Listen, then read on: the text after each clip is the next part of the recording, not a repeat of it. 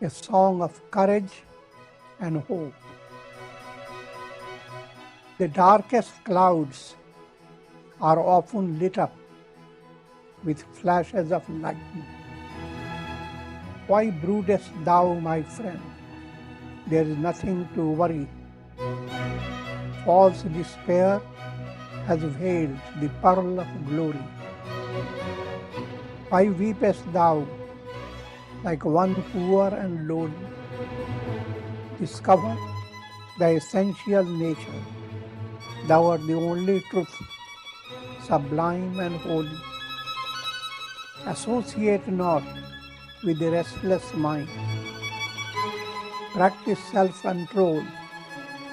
Keep the senses tame. Dive deep beyond the world mundane.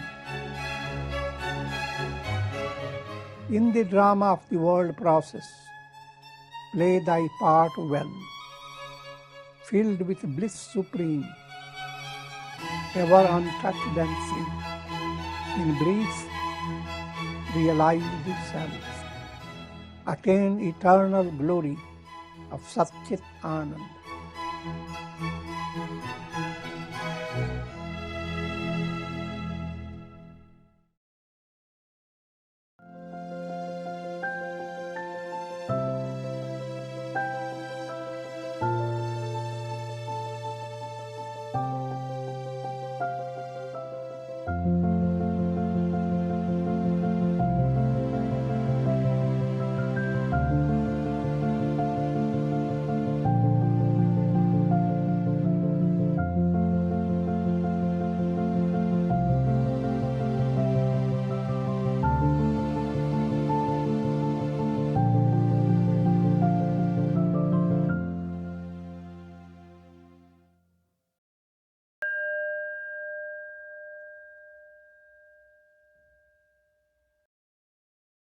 Om Nilambujasyamar Komalangam Sita Samaropita Vamabhagam Panau Maha Sayakacharu Chapam Namami Ramam Raghuvanshanatham.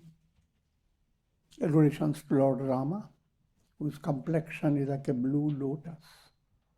He is very tender and delightful in appearance. Sita is seated on his left side, carrying powerful bow and arrow in his hands. Shri Ramcharitmanas by Swami Tulsidas in Ayodhya Kanda.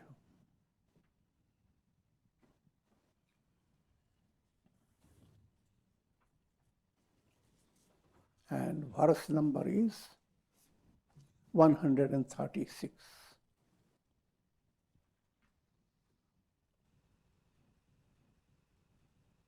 In the storyline, Sri Rama, Lakshmana and Sita have come to abide in the forest in Panchavati, rather Parnakuti. Parnakuti is kutir made out of leaves and grass. But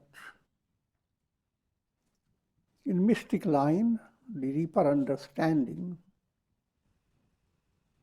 while Tulsidas ji gives you a historical picture of Rama, how Rama goes this way, that way. The deeper meaning behind it, how Rama in your personality has to operate. The entire Ramayana, not a word out of it, has to operate in every life. And your soul is Rama potential, essentially Rama.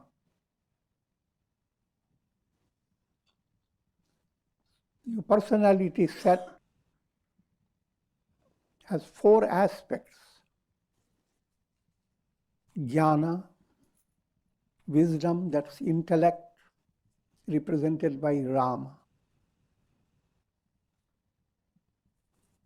Your meditative ability, your ability to will, creates sankalpa, that's played by Lakshmana. Feelings in your heart, they're played by Bharata. And your activity in the world that can bring you great fulfillment,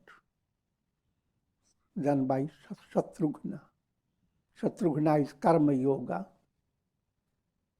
Bharata is bhakti yoga, Lakshmana is dhyana yoga, Rama is dhyana yoga. All four together is one Rama, Brahman. And Sita is Viveka Buddhi, that type of intuitive intellect that enables the soul to wake up, to realize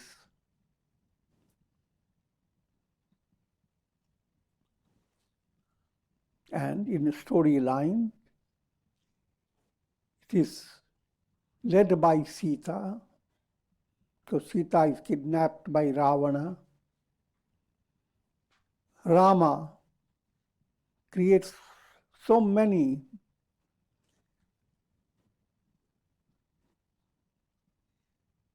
projects to destroy Ravana. Ravana is ignorance. So this is the general plan. Presently, in this state, it is called Chitrakoot. That's where Rama, Lakshmana, and Sita have come to abide. In your sadhana movement, you have come to a state of integration and a state of purity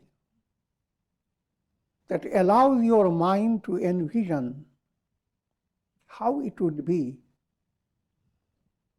if you were in association, if you were in contact, if you were in close proximity with Rama, Ram Sanidhya.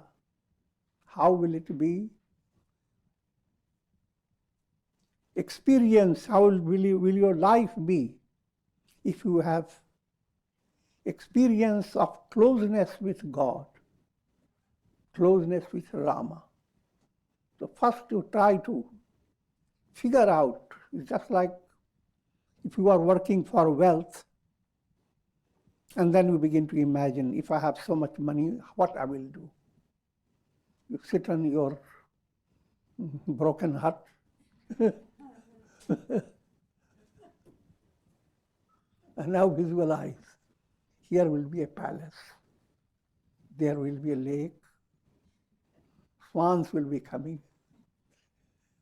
That's that type of visualization has to occur. It does occur in every aspirant.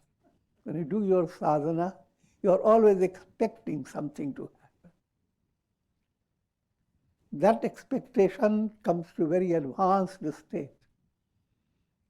Your mind is able to capture a glimpse. How much, that will depend upon your progress.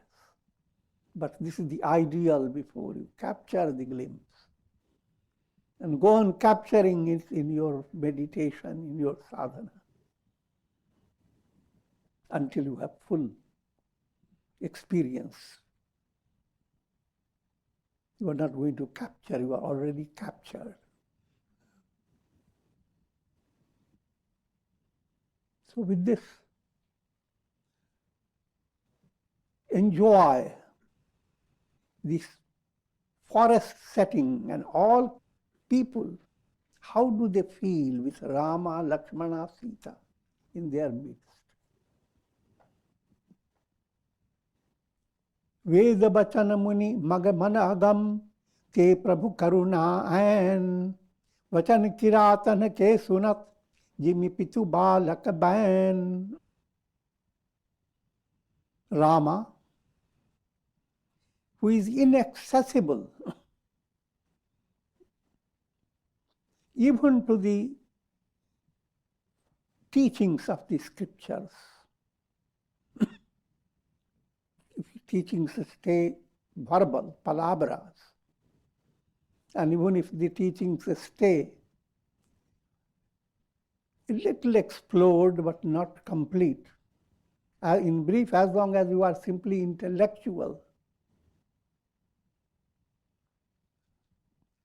you are distant from realization. So your intellectual capacity is not the measuring rod of your progress. What is the unmistakable indication of your progress? Answer is bhakti, devotion to God, love of God. If love of God has not entered your heart, or your integral yoga has not come to a maturity, you are this integral yogi.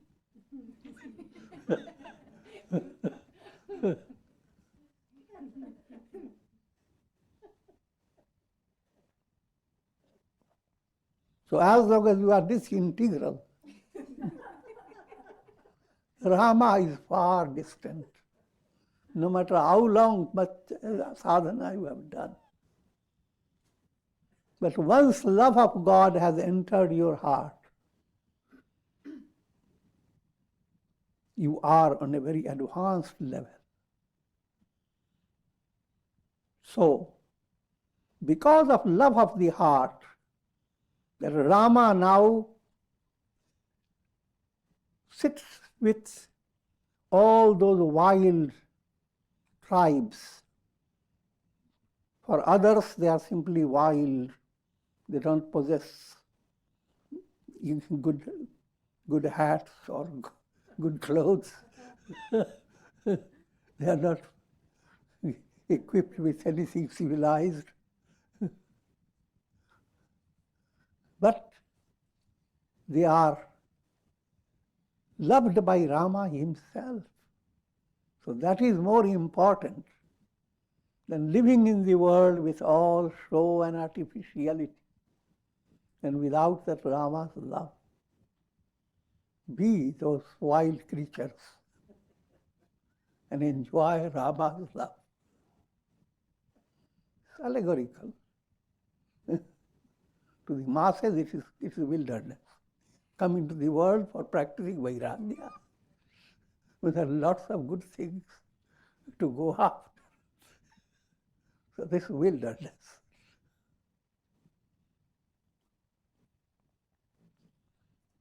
But for mature, it is love of Rama that is the highest attainment. Without love of Rama, all attainments are of no meaning. Seek ye first the kingdom of heaven, all else shall be added unto you. So therefore, that's the highlight of sadhana. How to turn your attention to faith within your heart. How to strengthen that faith and turn it into a devotional stream, a stream of rasa. You enjoy feeling goodness at your heart. But first to figure out the different states of your heart. When heart has collected a lot of malas, gross impurities, impression, anger, hate, greed, all these have crowded your heart. Rama is far distant. The malas have to be sublimated. And so, anyone who has come to that state of certain degree of purity in the heart and allowing love of God to become a primary, a highlighted feature in your personality, Love of God does not mean that you are becoming separated from the world, disconnected.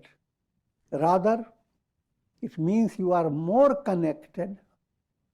Previously, you loved people for their hair, for their head, but you love them for their feeling, for their understanding, for their soul's evolution.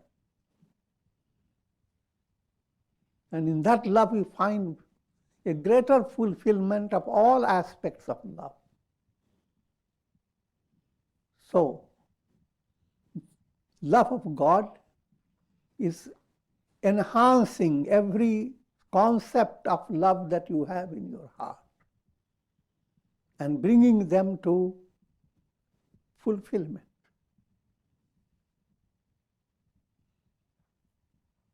If you love Rama, then you have offered love to all.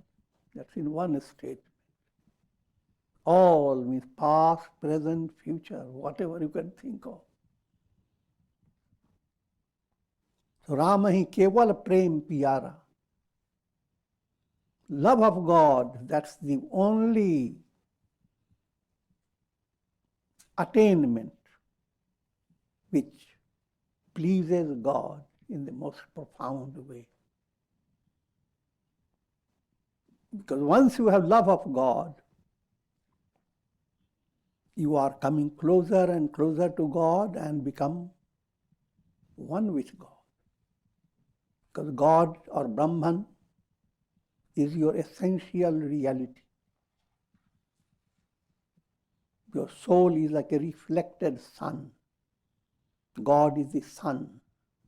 Mental process creates a reflection. Always you are studying or feeling about yourself in and through your mind. That what you experience is not you, no matter how real it may seem to be. And therefore, turn your attention that what is most pleasing to your heart and to your soul in this world. Love. But then that love which has gone to the highest level, love of God, that's behind all aspects of love. The example is being presented. Rama himself comes in association with these wild tribes. They come like great fascinating company, and Rama goes on giving them sweet words and blessing them, bringing delight in their heart. And that's how Rama spends his time in the forest. In brief, the satsanga goes on.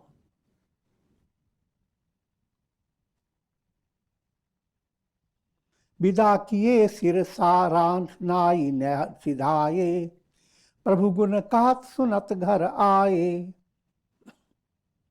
And after having association with Rama, they go to their homes. And that's the way, day by day,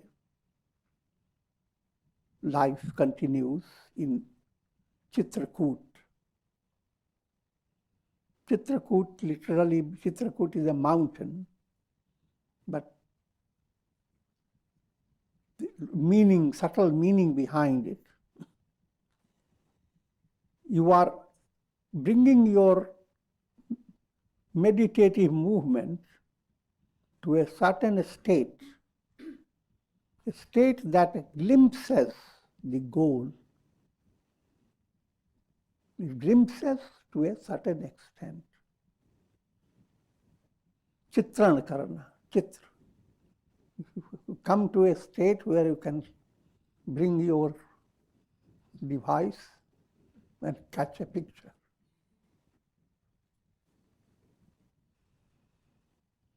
And it is very cute.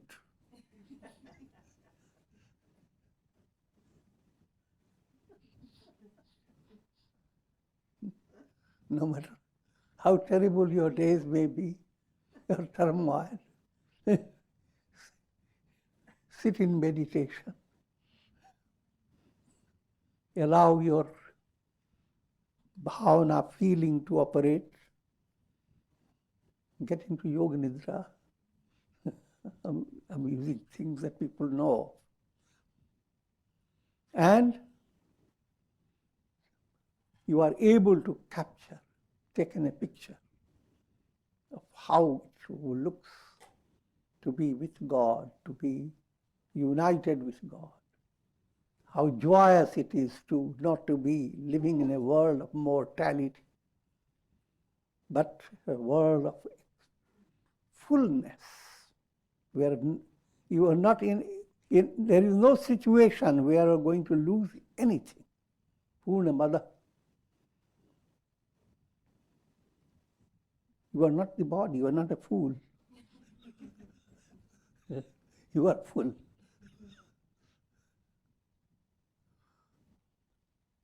And that type of vision now stores for you certain type of juice, certain type of rasam. It's like a child hears that some sweet thing has come in the refrigerator. Child waits to get it. So now your soul waits to enjoy that and gets away from all other chit-chats and so many things that go on in the world, just waiting to steal into that sweet thing, the sweet devotion. यही विधि सिय समेत दो भाई बसहि विपिन सुर मुनि सुखदाई. Thus, both brothers, Rama, Lakshmana, and Sita, Jnana, Dhyana, and Viveka Buddhi.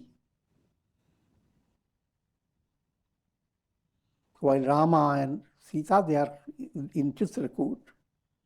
Another aspect, Bhakti and Karma, they are preparing Rama's return in the Ayodhya, in the heart level. So, both aspects, your heart and head, are operative. So, Rama, Lakshmana, and Sita, they began to dwell in that forest.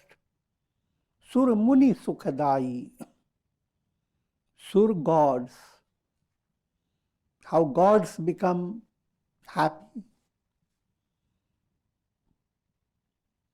And Muni, sages who are practicing austerity for realizing God. Try to understand from different angles. Gods are divine virtues. And divine virtues stay suppressed in human being. If you are not integrating yourself, your virtues stay suppressed. And vices take over your personality.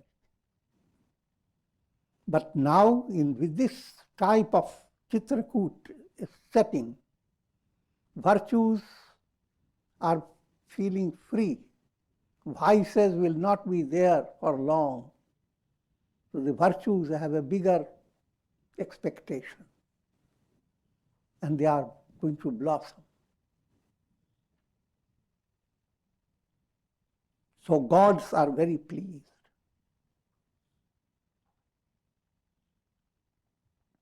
And those who are practicing yoga and practicing meditation, now they have a clear goal before them.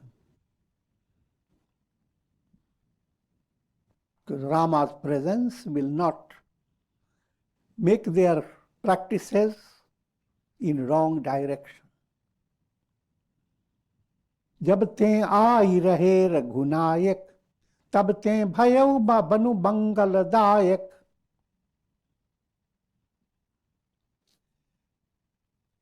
Since Lord Rama came in that forest and began to dwell in it, the forest became a source of all auspiciousness. Auspicious term is something that is good things that to happen and you feel so joyous. The term is good omen and bad omen. Bad omen is venomous.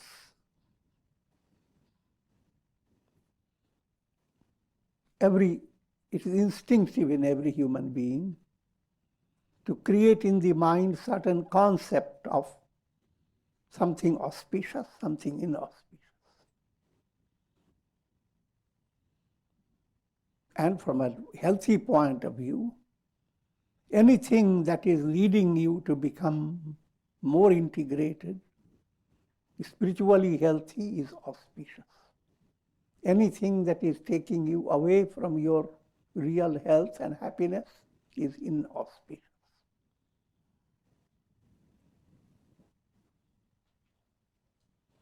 And behind this is the operation of your vasanas. Vasanas are subtle desires. They are also operating. They are not quiet. They are all in divine plan. Nothing remains steady or inactive. Just like all your bacteria are operating, the good ones, the bad ones. Similarly, vasanas are operating. So certain vasanas are in line with your karmic fulfillment. You don't know it, how the next days are going to be. Your vasana knows it. So when vasana is there, you begin to smell. Good things are to happen. You suddenly will find something that gives you a good smell, a good feeling, an inspiration. May it be just a squirrel, a bird, a mongoose, and sometimes much more vivid, peacocks, and more vivid, swans soaring up on a rainbow. All these sights are auspicious, even though we woke up miserable. But when you see this, you have no choice but to allow your mind to enjoy. So that's the description of auspicious. But if a negative vasana is there,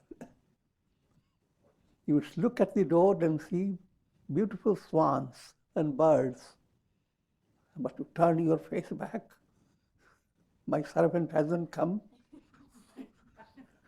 not cooking tea for me.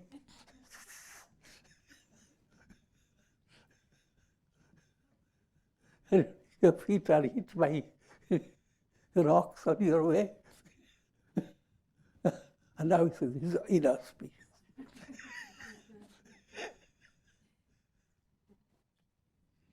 So that's auspiciousness and inauspiciousness.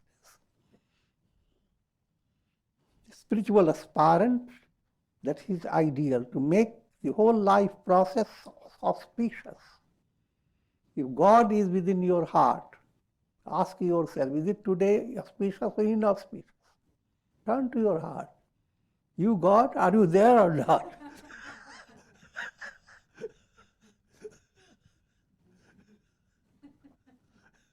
And God said, yes.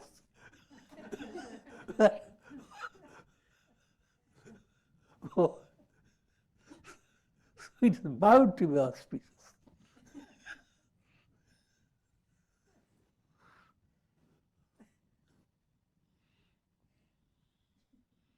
So, with Rama's presence, the whole forest became giver of auspiciousness. Mangaldayak. Fulahi phalahi bitap vidhinana, manju balita barabeli vitana. And the entire forest, trees, nothing is just there to create boredom. Everything in the forest is creating inspiration. Every tree is blossoming, bringing fruits. And some trees that don't have quick blossoms, creepers have helped them to look beautiful. They went behind the tree and brought flowers. This is an allegorical picture of your mindset. If bhakti has entered, your mindset will develop a transformed vision, not ordinary vision.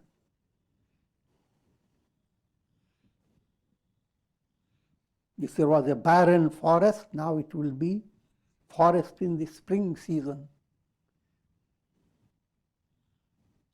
But all this again must realize is a progressive movement.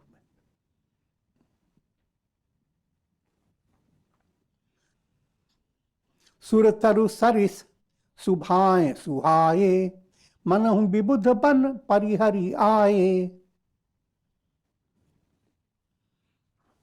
And every tree in that forest seems like kalpavriksha, the most desirable tree, that's allegorically speaking, kalpavriksha that grants all your wishes. So every tree is as if complete fulfillment of your heart. The world, on the other hand, is totally different. Every little pleasure that you get is pointing to more pleasure. So never a complete fulfillment, but a complete thirst. Instead of satisfying thirst, you are increasing thirst. And the idea to reach complete fulfillment seems impossible for the mind. But love of God, and you are experiencing it, then every step is bringing you to profound fulfillment. So in every step you are under the shade of a kalpaka tree that will fulfill all your desires. And allegorically speaking, satsanga plays the role of that kalpaka tree. Because every little teaching, if you assimilate it, can make you enlightened.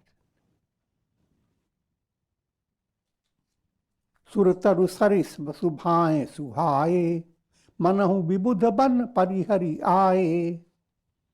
All the trees have become kalpavriksha, as if they have abandoned the heavenly world and they come where Rama is. There again is subtle point. Mind constantly viewing heavenly world as complete fulfillment. That's not real. That's bhoga. That bhoga is not your goal. You may enjoy, led by your good karma, heavenly experience, but you have not shut down the cycle of birth and death. So you are in a terrible delusion. But you are following closeness with Rama, a real yogic integration. Now that kalpavriksha has as if run away from heavenly world. And it is now is a grantor of absolute liberation. We are going into details.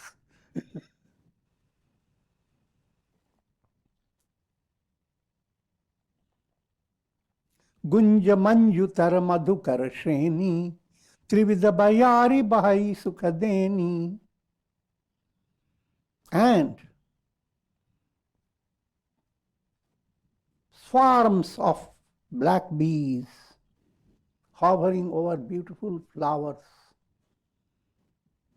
flowers radiating nectarine fragrance. And these black bees are singing the praises of that nectar. Mind has many aspects. So the mental process is like the swarms of bees. But when you have love of God, they are now all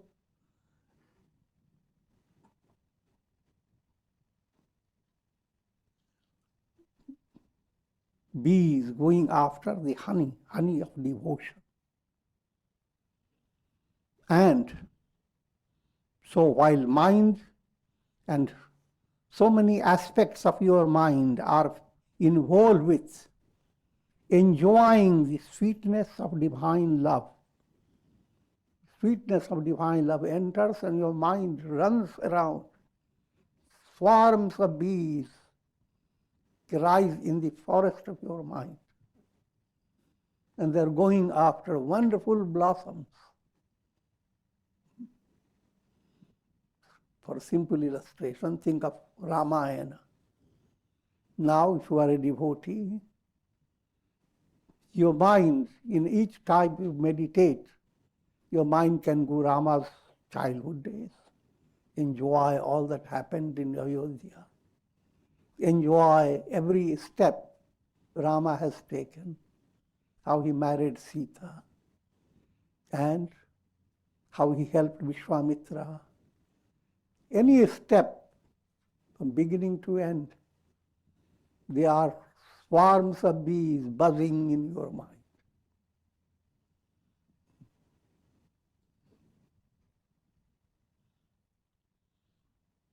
And in your personality like a house, where doors are all shut, and some artificial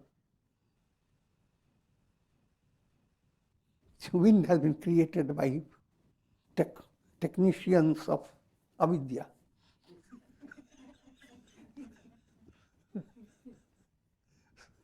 So all you are breathing is envenomed, poisonous, stress-producing.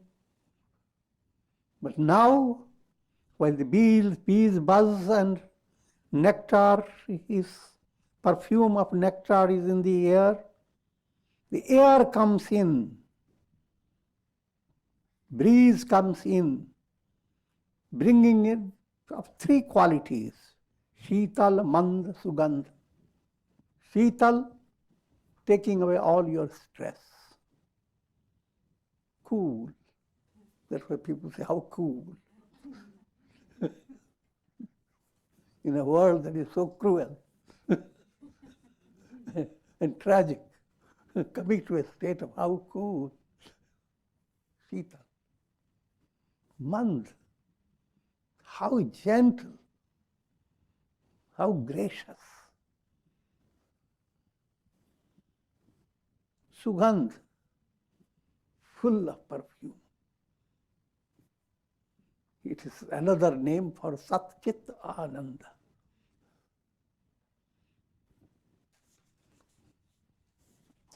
More description of that forest.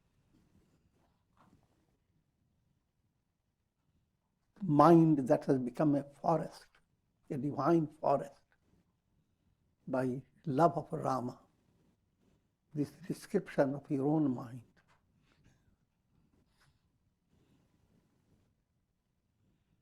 Neelakantha kalakantha sukh, chataka chakka chakor, bhati bhati bolahi vihag, shavan sukhad chiritita chor. Now different birds are being described. Neelakantha, the bird that has a blue throat. They call it the blue jay. Kalakant, cuckoos. Their throat just brings out sweetness, just sweetness out of it. Suk, parrots. And there are many other birds. Chatak, chakka, chakor. All these types of birds, most fascinating birds, they are creating a tremendous bhajan in this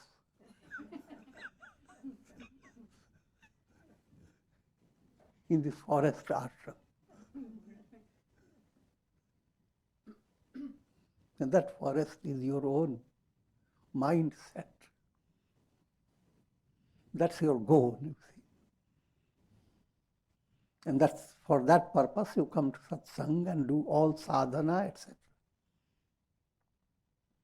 And the different sounds that come from different birds, they all come together creating a wonderful chorus.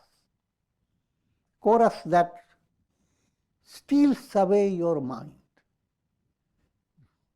You came in your mind with a set of chocolates. I'm joking. But when you saw all that, who goes after chocolate? It's too late for it. There are lots of joys soaring in the sky. What a wonderful music. What a wonderful breeze. And don't forget, from a very practical point of view, don't miss walking in the mud. The nature presents a wonderful setting, but countless people simply ignore it. They are rather waiting on their bed for coffee or whatever. They miss the wonderful opportunity of doing sadhana and enjoying the morning set. Karike hari kapi kol kuranga, bigat bair bicharahi sabasanga. Now, further description. Forests are not ordinary. They are elephants, lions, monkeys, pigs, deer.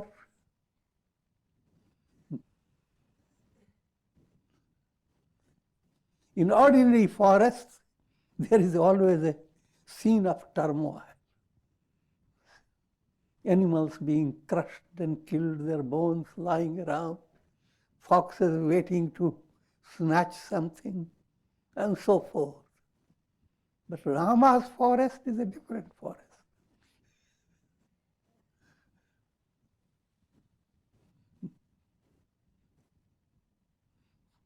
Elephant sits cozily with a lion cub.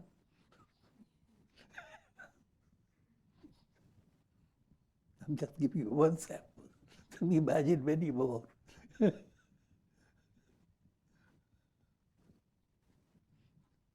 The monkeys take care of kitten.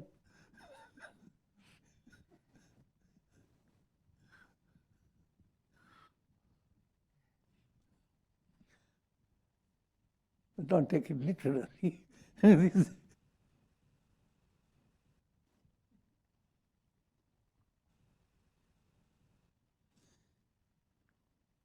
Coming to more deeper understanding, elephant movement is movement of faith, Shraddha. Lion movement is movement of understanding. When you get a spiritual insight stamped by a divine guru or personality, authenticated, then it's like a lion. You can't oppose it. And then ordinary distractions of the mind, that's monkey business. Monkeys. And then constantly in that aspect of your personality, constantly involved in creating impurities, they are the pigs.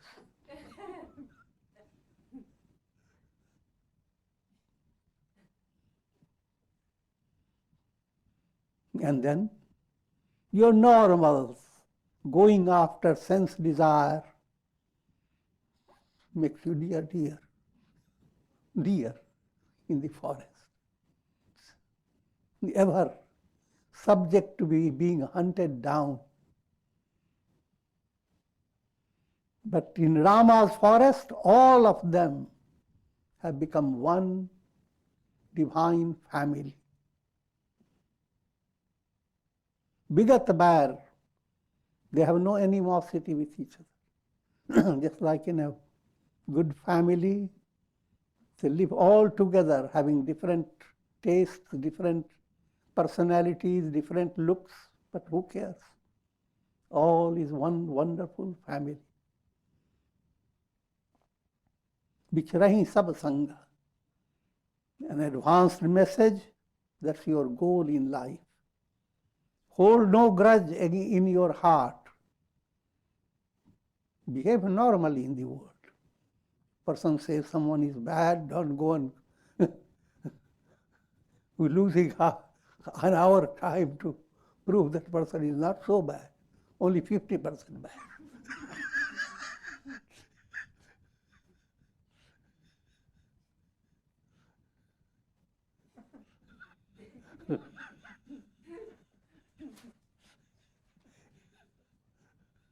But the message is, no one is bad.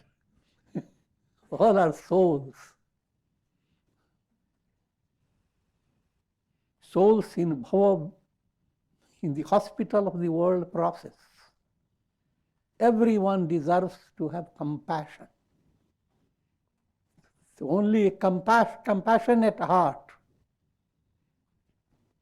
will have Rama's love. Or love of Rama will bring that type of heart, promote that heart. Holding grudge against anyone, holding animosity in your heart, that will never give you a real answer to your problems.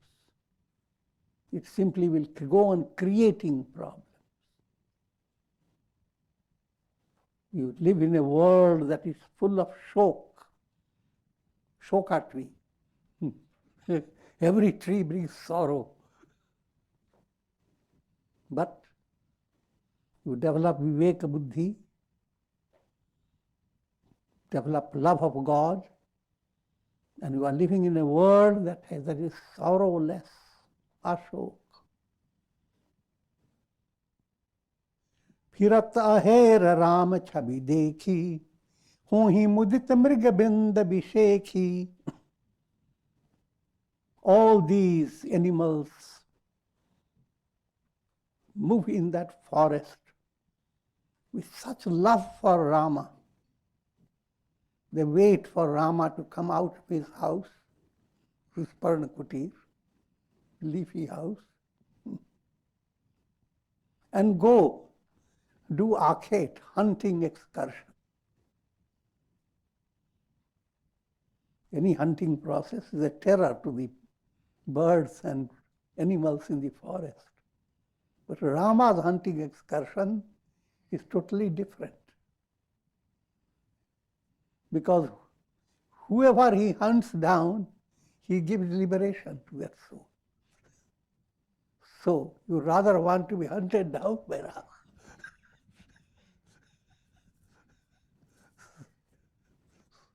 So be a deer, captivating Rama, exciting him to go after him. It is in that setting that meaning is. Rama's going after the hunting excursion. And each act of his in that excursion is so delightful to the forest. If someone has been liberated by Rama, it's delightful for all birds and animals to watch. What a gracious thing. When will my turn come?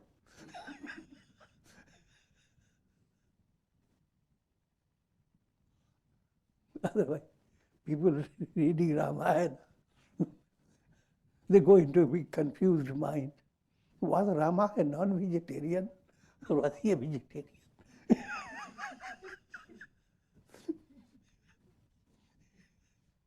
Did he practice non-violence?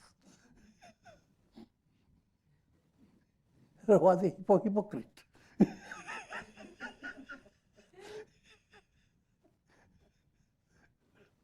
There's nothing to do with it.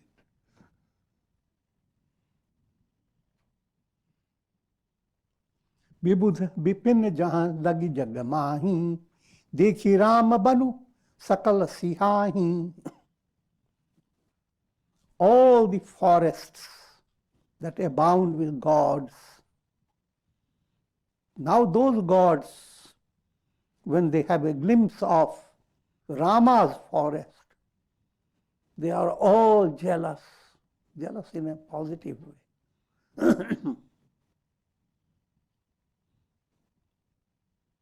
There is nothing like Rama's forest. Sur sari sar sai din kar kanya, mekal suta godavari dhanya. While gods, virtues, they are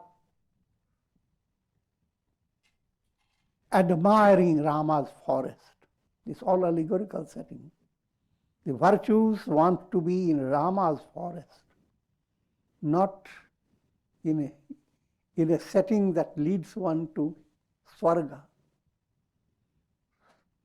So virtues like to be primarily with Swarga, heaven. But now having seen Rama's forest, not this heaven. They want Rama's forest.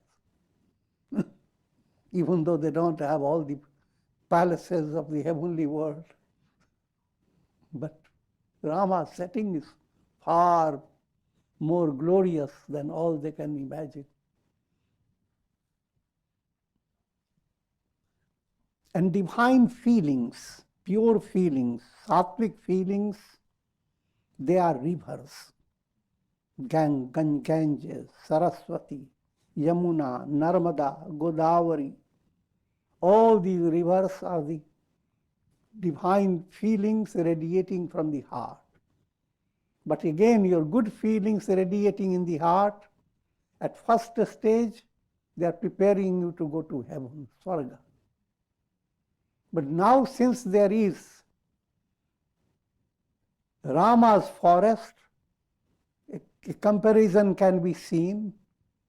These rivers, they see Rama's Mandakini river by Rama's forest. It is at the bank of Mandakini river, Rama has built his Paranakutir. Mandakini, word itself, Mand means dull. Ankini, it's a digestive process, dull digestion.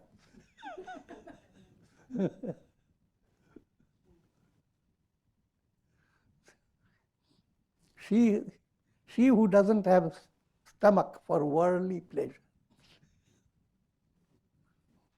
but she has big stomach for his spiritual love. No stomach for food, but a heart for love. So how will you describe a person having no stomach? Thin personality. Mandakini. Now, Mandakini, that was not given so much importance before, they always excluded her. So something is strange, this Mandakini. But since Rama starts there, they all are awed by the fortune and the glory of Mandakini. No river is greater than that Mandakini river. That feeling that has no stomach for worldly pleasure, but all the stomach for spiritual bliss of God, divine love. That's Mandaki.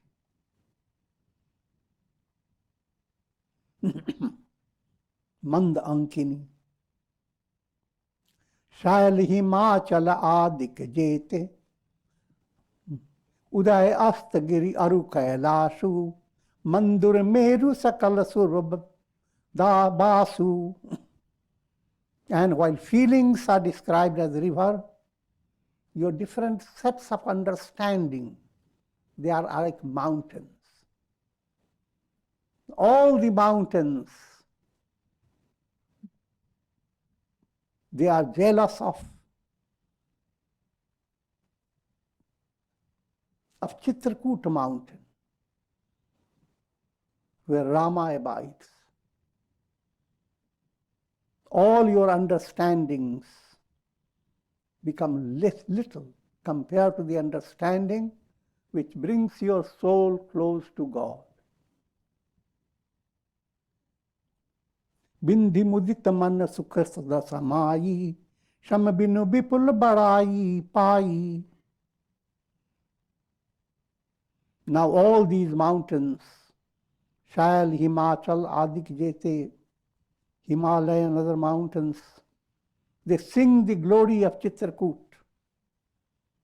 And in that singing, they were so delighted. And they considered it their great fortune to have Chitrakoot mountain. And with this, I'm going to conclude. The story is goes slowly.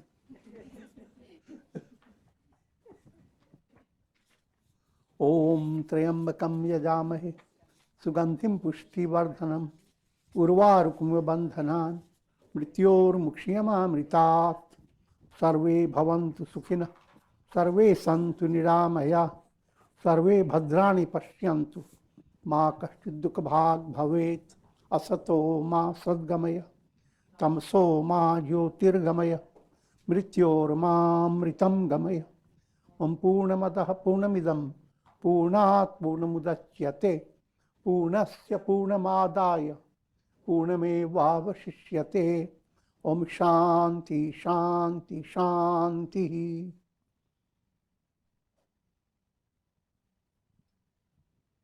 Om Shri Ramaya Namah Om Namah Shivaya Hari Om Tat Sat.